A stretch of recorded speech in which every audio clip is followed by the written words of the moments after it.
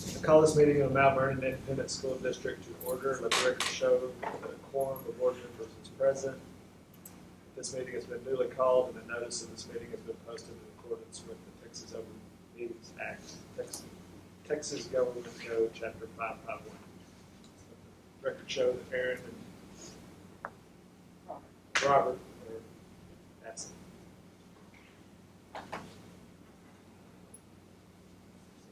Certify the agenda.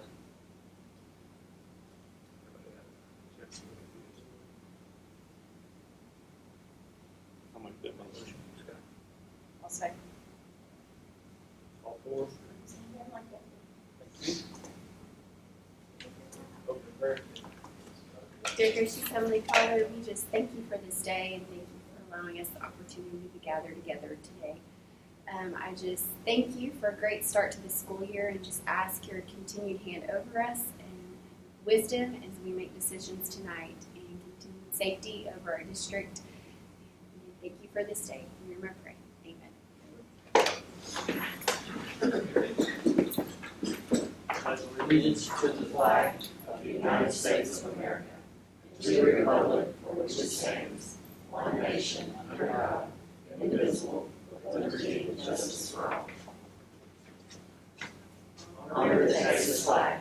I pledge allegiance to thee, to Texas, one state under God, one and indivisible. Is no one signed up for open forum tonight? No, sir.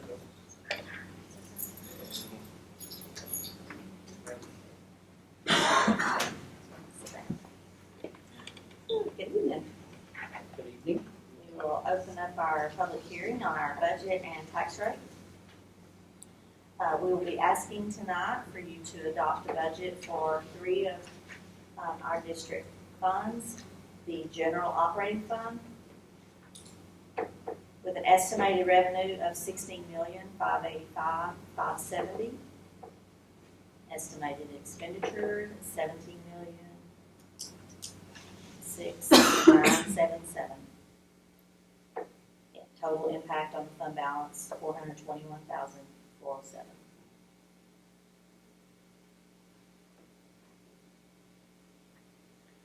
Our debt service fund, estimated revenues at $2,378,366, and our expenses $2,365,525.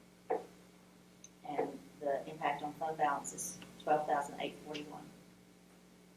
And then our food service budget, expected revenues of $780,000. Expected expenditures of $787,665. The impact is a negative $7,665. These are what we had gone over at our meeting when we proposed the budget, with the exception of the operating fund, and I had put some explanations of why it's different. Everybody, if you have any questions about that, I could answer them. That was for the research. That was for the additional safety security officer, supplies, car, and also the new pre-K teacher, which I informed you we're going to look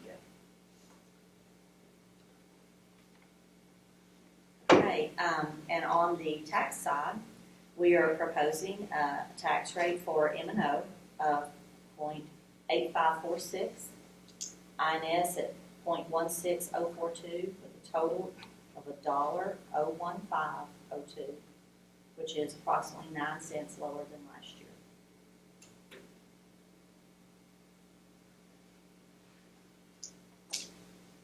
Any questions? How many cents less did you have? 9.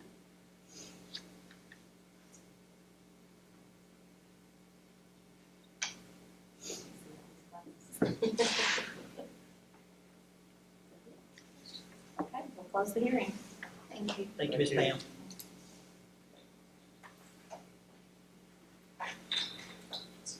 Consent agenda. Any questions from the consent agenda? Minutes and the budget amendments.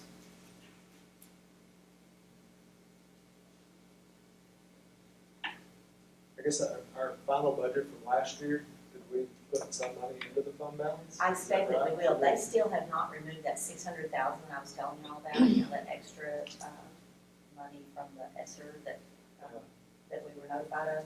They've not removed it from my summary finances, so I'm hopeful that that's gonna stay, and if so, we will add a little bit. Look, there's about And certainly we- 130,000 extra or something, about 130,000 extra or something? Is that what it Well, is? 130,000 was the amount we had to amend at the beginning of this year of this budget for the bus and some equipment that we didn't receive. And that money went into fund balance, we pulled it back out to be able to pay for it this year. But, Buses have not arrived. Bus is still valid. Yeah, so we're gonna wind up doing the same thing. So yes, I fully expect we will add to the fund balance at the end of tomorrow. How much do you predict? I'm not quite there yet. Okay. Have a motion to? Have a motion. yeah, motion to approve consent Motion agenda. to approve the consent I'll agenda. make some. Second. All four? Who seconded? You, Josh.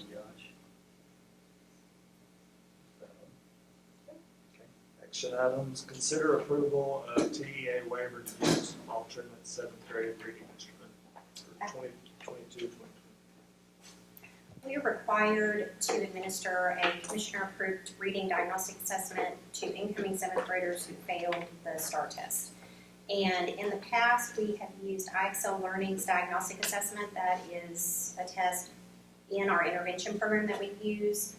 And to keep that continuity, the state is allowing us to continue to use alternate assessments that we have on site. So this is a waiver to do that.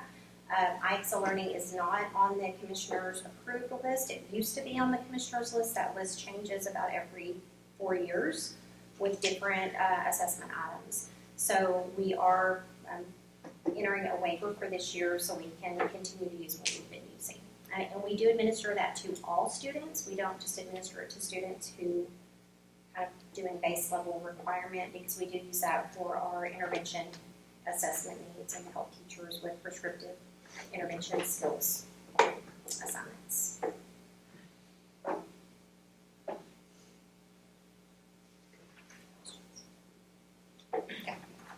Thank you. I can make a motion, we consider approval of TEA waiver to use alternate seventh grade reading instrument for 2022-2023 school year. Did you say you made the motion? Yeah, make a Okay. motion. Second. All four? Thank you. Consider approval to adopt 2022-2023 budget. Ms. Pam just presented those. Do you have any further questions for her with those?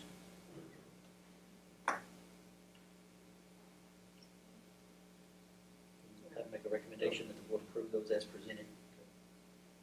I'll make that motion. Second? Okay. All four?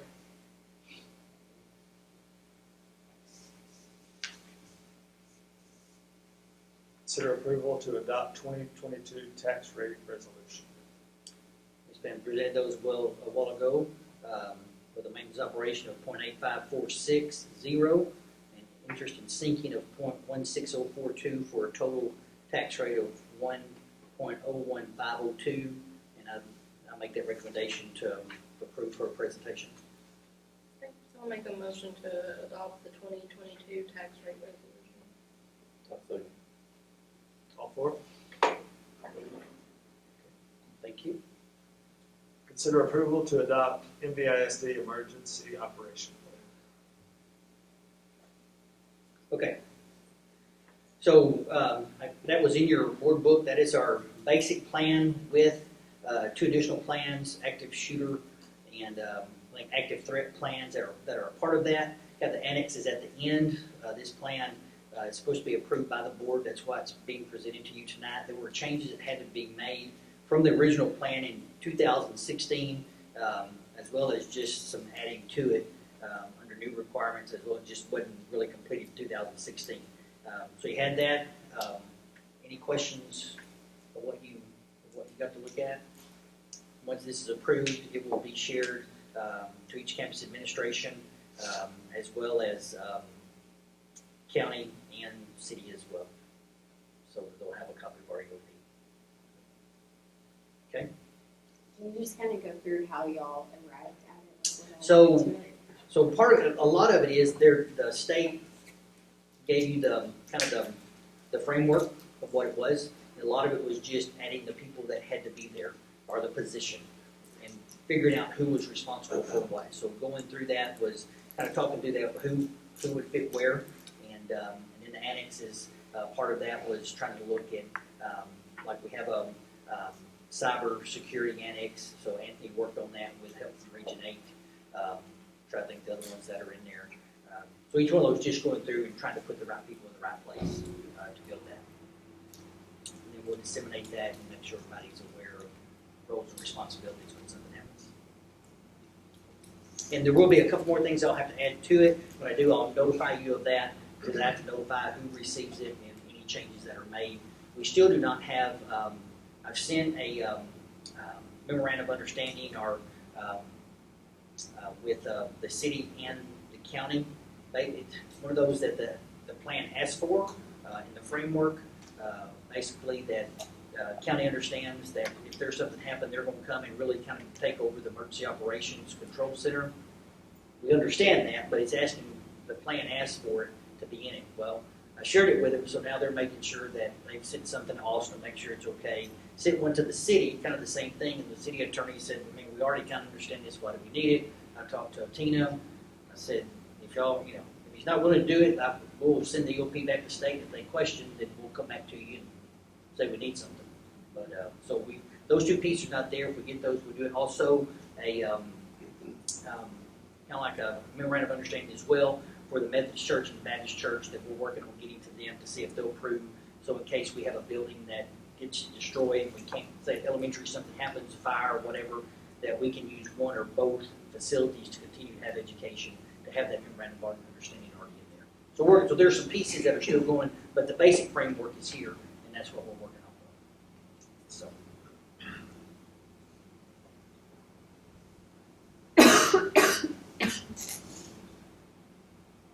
Make a motion that we consider approval to adopt the NBISD Emergency Operation Plan.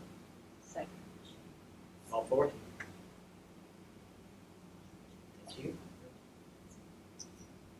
Consider vendor proposal for custodial supplies for the 2022-23 school year.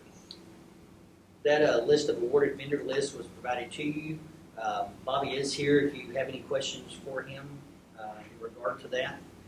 You see we have, I think, 3 different companies that are going to have the bid for different pieces. Correct, Bobby? Yes. Okay.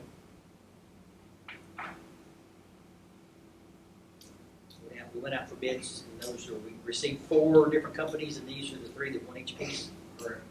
4 different companies turned in bids.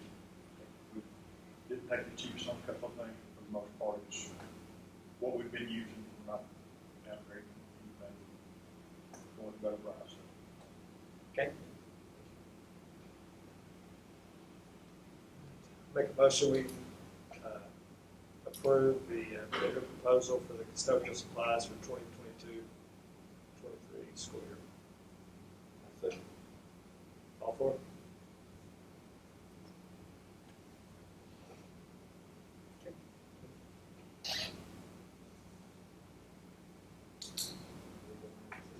Just a second. Yeah, just a couple things. Board will now convene to closed session for personnel matters pursuant to Texas Government Code Section 551.074. 529. Okay. 6:28. Board reconvenes back into open session at 6:29. Is there any further business? There is none. Meeting adjourned at 6:29. 629. Thank you all very much. Thank you. You're welcome.